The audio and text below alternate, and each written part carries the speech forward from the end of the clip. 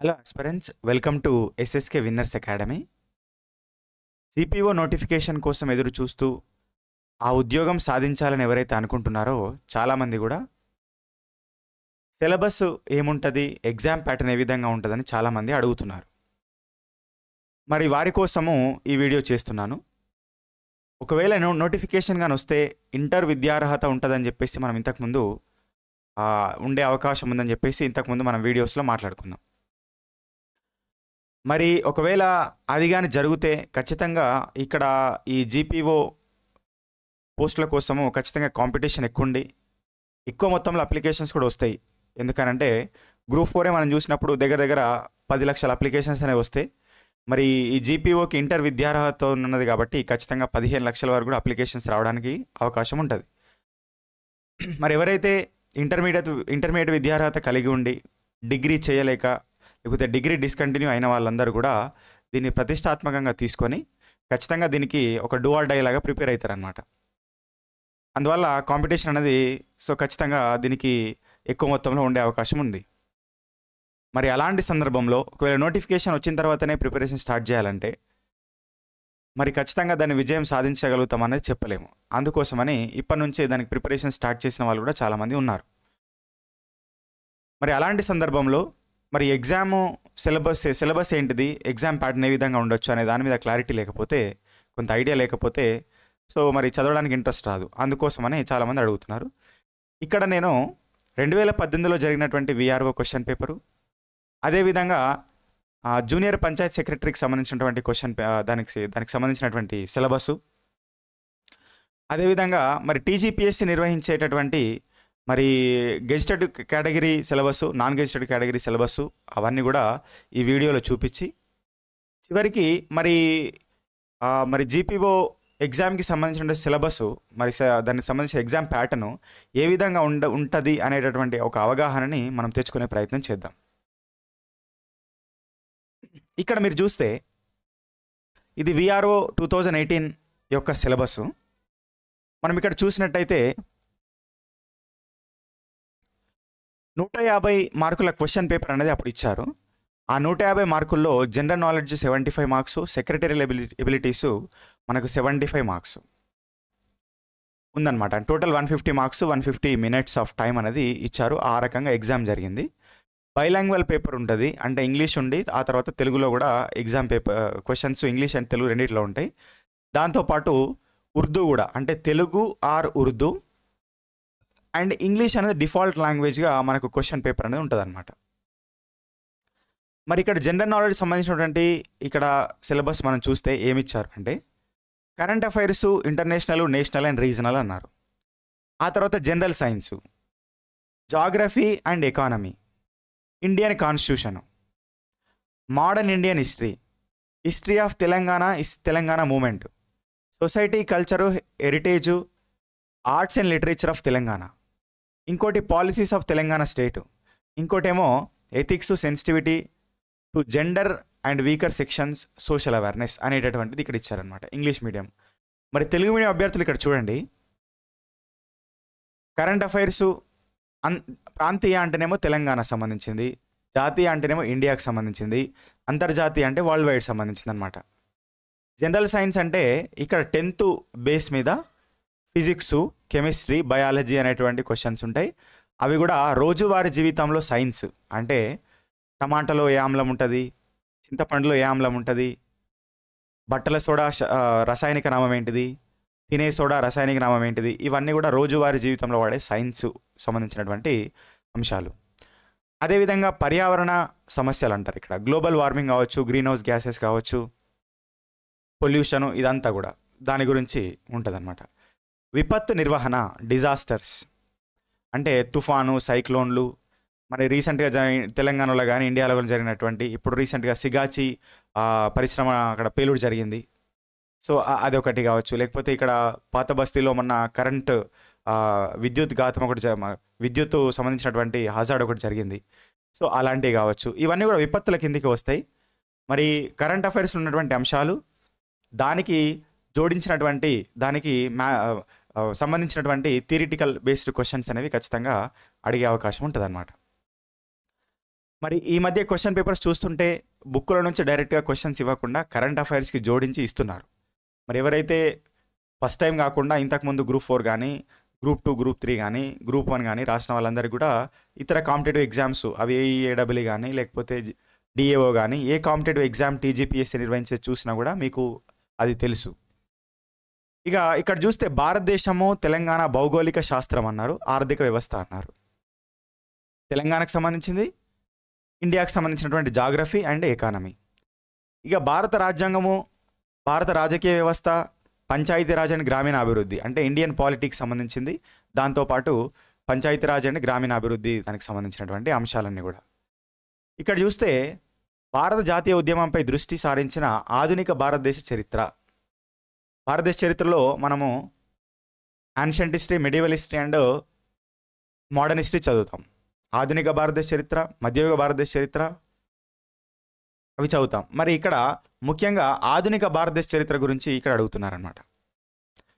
దానిలో భాగంగా భారత జాతీయ ఉద్యమం అంటే 1905 నుంచి ఏదైతే మనకు గాంధీ యుగం స్టార్ట్ అవుతుందో అక్కడ నుంచి 1947 వరకు ఉన్నటువంటి పీరియడ్ అంతా కూడా ఎక్కువ దృష్టి పెట్టాలి.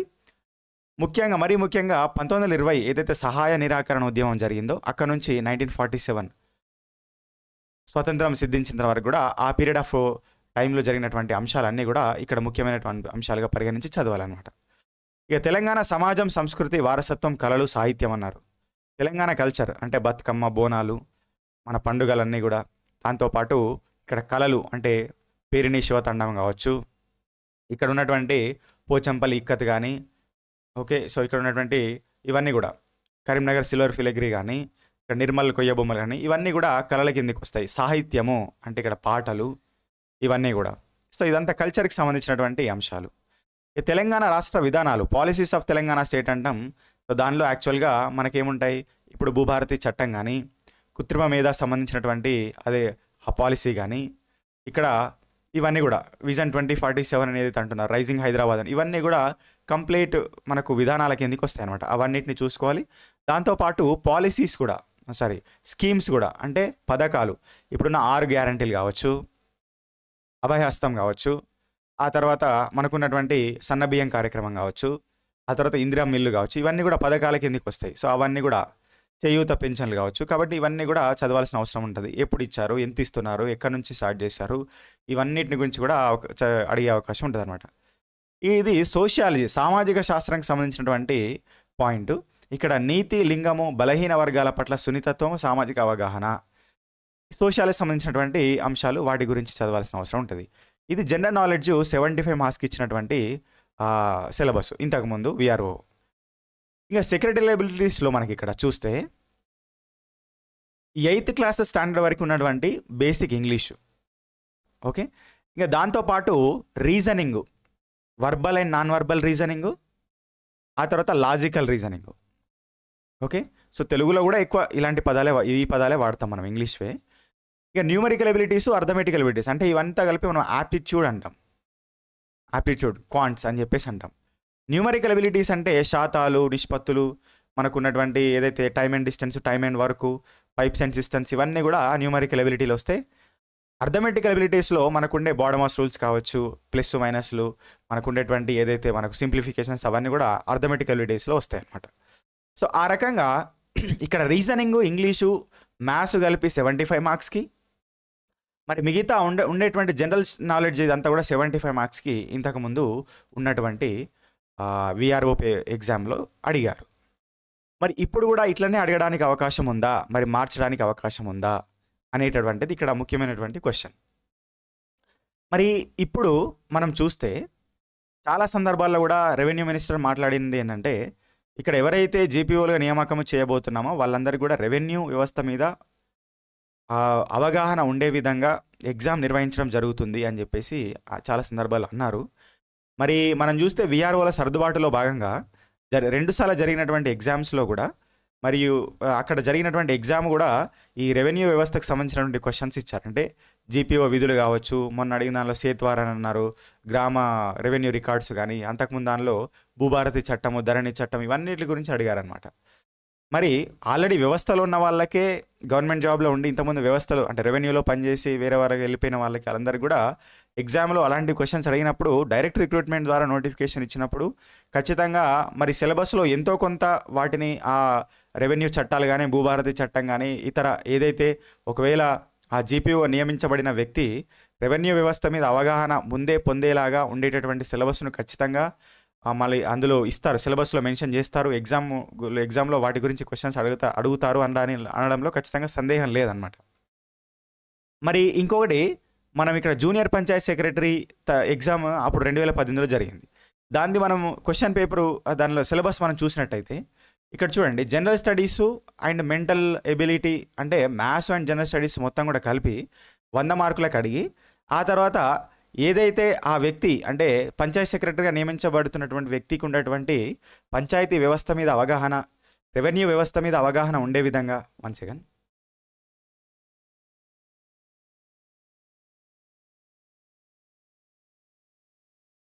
రెవెన్యూ వ్యవస్థ మీద అవగాహన ఉండే విధంగా ఇక్కడ సిలబస్లో మనం చూసినట్టయితే Telangana Panchayati Raj act 2018, rural development programmes, other government schemes including the government of India and government of Telangana అన్నారు. ఇదంతా కూడా ఆ రోల్ ఏదైతే పంచాయత్ సెక్రటరీ రోల్లోకి వెళ్తున్నటువంటి వ్యక్తి, ఆ పర్టికులర్ జాబ్లోకి వెళ్తున్నటువంటి వ్యక్తికి ఉండవలసినటువంటి కనీస నాలెడ్జ్ ఏదైతే ఉందో సో దాన్ని కల్పించే విధంగా సిలబస్ ఇక్కడ పేపర్ 2లో ఇచ్చారనమాట. మరి దాన్ని అనుసరించే ఇప్పుడు మనం చూస్తే జీపీఓ సిలబస్ ఏదైతే నోటిఫికేషన్ రావడానికి అవకాశం ఏదైతే ఉన్నదో మరి దానిలో కూడా ఖచ్చితంగా ఈ రెవెన్యూ చట్టాలు, భూభారతి చట్టం అంటే రెవెన్యూ వ్యవస్థ మీద అవగాహన కల్పించే విధంగా ఖచ్చితంగా సిలబస్లో అవన్నీ ఆ టాపిక్స్ అన్నీ కూడా ఇంక్లూడ్ చేస్తారు అనే దానికి ఖచ్చితంగా అవకాశం అనేది ఉన్నది. సో దానిలో భాగంగా ఏముండొచ్చు అంటే భూభారతి చట్టం ఖచ్చితంగా ఉంటుంది, ధరణి చట్టం గురించి ఖచ్చితంగా కొంచెం అంత ఉంటుంది, 1971 ఆర్ఓఆర్ చట్టం గురించి ఉంటుంది, 1948 కాస్రా చట్టం గురించి ఉంటుంది. ఇవన్నీ కూడా అడిగే అవకాశం ఉంటుంది. ఇప్పుడు సేత్వారు, అడంగల్పా అని ఖరీస్ ఖాతా భూములు అంటే ఏంటిది, మరి అసైన్ భూములు అంటే ఏంటిది, అసైన్ భూముల చట్టం ఏంటిది, పోడు భూములు ఏంటిది, పోడు భూముల చట్టాలు ఏంటి, ఇవన్నీ కూడా ఖచ్చితంగా అడిగే సిలబస్లో మెన్షన్ చేయడానికి అవకాశం ఖచ్చితంగా ఉన్నది. మరి ఇవన్నిటి గురించి కూడా మన ఛానల్లో చాలా రోజుల నుంచి నేను పోస్ట్ చేస్తూ ఉన్నాను. కాబట్టి ఇక్కడ ఏ విధంగా జూనియర్ పంచాయత్ సెక్రటరీ సిలబస్కి సంబంధించి పేపర్ 2 అని సపరేట్గా తీసుకున్నారో ఈ స్పెషల్ సిలబస్ అనేది ఖచ్చితంగా జీపీఓకి కూడా ఆ రకంగానే ఉంటుంది అనడానికి ఒక గెస్సింగ్ అనేది, అలాంటి అవకాశం అనేది ఖచ్చితంగా ఉన్నది. అంటే 75 మార్కులు జనరల్ స్టడీస్ అండ్ మ్యాథ్స్ పెట్టి ఇంకో 75 మార్కులు ఈ స్పెషల్ సిలబస్ ఉండొచ్చు. స్పెషల్ అంటే ఈ సపరేట్గా ఏదైతే సిలబస్ మనకు ఆ రోల్కి అవసరమో జీపీఓ రోల్కి అది ఉండొచ్చు. లేకపోతే ఇక్కడ ఉన్నట్టుగా 100 మార్కుల క్వశ్చన్ పేపర్ 1గా general studies and mental ability, quants అదంతా ఉండి పేపర్ 2లో ఈ ఎక్స్క్లూజివ్ సిలబస్ స్పెషల్ సిలబస్ ఏదైతే ఉన్నదో ఈ రెవెన్యూ చట్టాలు, భూభారతి చట్టం, ధరణి చట్టం ఇవన్నీ కూడా ఉండడానికి అవకాశం ఖచ్చితంగా ఉన్నది అనేటటువంటిది ఒక ఇక్కడ ముఖ్యమైనటువంటి అంశం అనమాట. దాన్ని ఎక్స్పెక్ట్ చేయొచ్చు మనం, అట్లా ఉండడానికి ఖచ్చితంగా అవకాశం ఉంది. మరి ఇక్కడ చూద్దాం, మరి ఈ పంచాయతీరాజ్ ఏదైతే మనకు జూనియర్ పంచాయత్ సెక్రటరీ ఎగ్జామ్ జరిగిందో దానికి సంబంధించినటువంటి పేపర్ 2 చూడండి. ఇక్కడ ఏమిచ్చారు, తెలంగాణ పంచాయతీరాజ్ యాక్ట్, ఇక్కడ తెలుగులో కూడా ఉన్నది, నేను దాన్ని ట్రాన్స్లేట్ చేశాను చూడండి. తెలంగాణ పంచాయతీరాజ్ చట్టం 2018, భారతదేశంలో పంచాయతీరాజ్ వ్యవస్థ పరిణామము, రాజ్యాంగ సవరణలు, వివిధ కమిటీలు, పంచాయతీ కార్యదర్శి, గ్రామీణ సామాజిక శాస్త్రము, గ్రామీణ అభివృద్ధి యొక్క పథకాలు అని చెప్పేసి, గ్రామీణ ఆర్థిక వ్యవస్థ, ఇట్లా స్వయం సహాయక బృందాలు ఎస్హెచ్జి ఏదైతే డ్వాక్రాస్ అంటామో చూడండి, వాటి డ్వాక్రాస్తో కూడా ఇక్కడ ఉన్నటువంటి ఆ జీపీఓకి సంబంధం ఉంటుంది. ఆ ఫండ్స్ అవన్నీ కూడా ఆయన చేతుల్లో ఉండేది. కాబట్టి ఖచ్చితంగా వాటి మీద అవగాహన కోసము అవన్నీ కూడా సిలబస్లో మెన్షన్ చేసేటటువంటి అవకాశం అనేది ఉన్నది. స్థానిక సంస్థల ఆదాయం, వ్యయ నిర్వహణ ఇది కూడా ఖచ్చితంగా ఉండడానికి అవకాశం ఉన్నది. వివిధ పథకాల నుంచి అందుకున్న నిధులను లెక్కించడం, నిర్వహించడం ఇవన్నీ కూడా జీపీఓ రోల్సే, జీపీఓ విధులే. కాబట్టి ఇవన్నీ ఇక్కడ పేపర్ 2 ఇక్కడ ఏదైతే ఇచ్చారో జూనియర్ పంచాయత్ సెక్రటరీలో దీని నుంచి అంశాలు, దాంతోపాటు రెవెన్యూ వ్యవస్థకు సంబంధించినటువంటి చట్టాలు కానీ, భూభారతి చట్టము, ధరణి ఇవన్నీ కూడా ఖచ్చితంగా సిలబస్లో మెన్షన్ చేయడానికి అవకాశం ఉన్నది అని మనం ఇక్కడ ఎక్స్పెక్ట్ చేయొచ్చు. ఇక పేపర్ 1 ఏంటంటే అక్కడ మనం ఇంతసేపు మనము ఏదైతే చూసినామో అక్కడ విఆర్ఓకి 75 మార్కుల జనరల్ నాలెడ్జ్ ఏదైతే ఉందో ఇది సేమే ఇచ్చారు, అక్కడ ఆల్మోస్ట్ సేమే. మరి ఇది ఇట్లా ఉండడానికి అవకాశం ఉంది. ఏంటి నేను చెప్పేది ఏంటంటే 75 marks general studies and reasoning and quants ఉండి ఇంకా 75 మార్క్స్ స్పెషల్ సిలబస్ ఏదైతే రెవెన్యూ చట్టాలు, భూభారతి చట్టం ఇవి ఉండడానికి అవకాశం ఉంది. ఈ పంచాయతీ సెక్రటరీ పేపర్ 2 లాగా, లేకపోతే same panchayat secretary exam pattern విధంగా 100 మార్కులు జనరల్ స్టడీస్ అండ్ మ్యాథ్స్ ఉండి ఇంకొక 100 మార్కులు ఈ స్పెషల్ సిలబస్ అనేది ఉండడానికి అవకాశం, పేపర్ 2 లాగా ఉండడానికి అవకాశం ఉందన్నమాట. అందుకే నేను నా వీడియోస్లో నా ఛానల్లో పోస్ట్ చేసినటువంటి వీడియోస్ అన్నీ కూడా జీపీఓ పేపర్ 2 అని చెప్పేసి పెట్టుకున్నా అక్కడ. ఎందుకంటే అంటే నోటిఫికేషన్ రాకముందే పేపర్ 2 అని ఎట్లా అంటారని మీరు చాలామంది అనుకోవచ్చు. కానీ నేను చెప్పేది అదే, ఏంటంటే స్పెషల్ సబ్జెక్ట్ ఏదైతే సిలబస్ ఇక్కడ ఉందో, రెవెన్యూ చట్టాలు, భూభారతి, ధరణి, ఇవన్నీ కూడా పేపర్ 2 కింద తీసుకోవడానికి అవకాశం ఎక్కువ ఉన్నది అనేటువంటిది నా గెస్సింగ్. అలా లేకపోయినా సరే ఒకటే పేపర్లో 75 మార్కులకు అయినా, మినిమం 75 మార్కులకైనా మెన్షన్ చేసే అవకాశం అనేది ఖచ్చితంగా ఉన్నది అన్నమాట. అది మొదటి విషయం. కాబట్టి సిలబస్ ప్యాటర్ను అది అన్నమాట. 75 మార్కులు, 75 లేకపోతే 100. ఓకే, ఇది గుర్తుపెట్టుకోండి. మరి ఇంకొక విషయం ఏంటంటే, ఇక్కడ పేపర్ 2 అంటే ఏదైతే నేను స్పెషల్ సిలబస్ ఏదైతే అంటున్నానో, రెవెన్యూ చట్టాలు, భూభారతి చట్టము, మొత్తము ఏముండొచ్చు అనేది ఇప్పుడే మనం ఎక్స్పెక్ట్ చేయలేము. నోటిఫికేషన్ వచ్చేదాకా కూడా చెప్పలేము. కానీ ఖచ్చితంగా భూభారతి చట్టం ఉంటుంది, రెవెన్యూ చట్టాలు ఉంటాయి, అసైన్డ్ భూములు అంటే ఏంటి, పోడు భూములు అంటే ఏంటిది, ఖరీజ్ ఖాతాలు అంటే ఏంటిది, ఇవన్నీ ఏవైతే నా వీడియోలు అన్నీ చెప్పాను నా ఛానల్లో, అవన్నిటి గురించి కూడా ఖచ్చితంగా ఉండే అవకాశం ఉంది. ఇంకా ఎక్స్ట్రా ఉండడానికి అవకాశం ఉంది. ఆ ఎక్స్ట్రా ఏముంటుంది అనేది మనం ఇప్పుడే చెప్పలేము. అది మొదటి విషయం. ఇక రెండో విషయం ఏంటంటే, ఇక్కడ పేపర్ 1లో ఏదైతే జనరల్ నాలెడ్జ్ ఏదైతే ఉన్నదో, మరి పాత విఆర్ఓ సిలబస్ ఏదైతే ఉన్నదో ఇదే ఉంటుందా, ఎక్స్ట్రా ఏమన్నా యాడ్ అవుతుందా అనే డౌట్ కూడా ఉండొచ్చు. దానికోసమని ఇక్కడ మీరు చూడండి, నేనేం చెప్తున్నా అంటే, టీజీపీఎస్సి నిర్వహించే ఎగ్జామ్స్లో గెస్టెడ్ కేటగిరీ, నాన్ గెస్టెడ్ కేటగిరీ అని 2 రకాలుగా ఉంటాయి. జాబ్ పోస్టులను బట్టి, ఆ రోల్ని బట్టి మనకు సిలబస్ అనేది ఉంటుంది. గెస్టెడ్ కేటగిరీలో మనం ఇక్కడ చూస్తే జనరల్ స్టడీస్ సిలబస్ కొంచెం డెప్త్ ఉంటుంది అనమాట. అంటే ఇక్కడ current affairs, international events, general science ఇదంతా ఓకే. ఇక్కడ మీరు చూస్తే ఇక్కడ economic and social development of India, దాన్ని ఎకానమీనే, అక్కడేమో భారత ఆర్థిక వ్యవస్థ, తెలంగాణ ఆర్థిక వ్యవస్థ అని వదిలేస్తారు అంతే.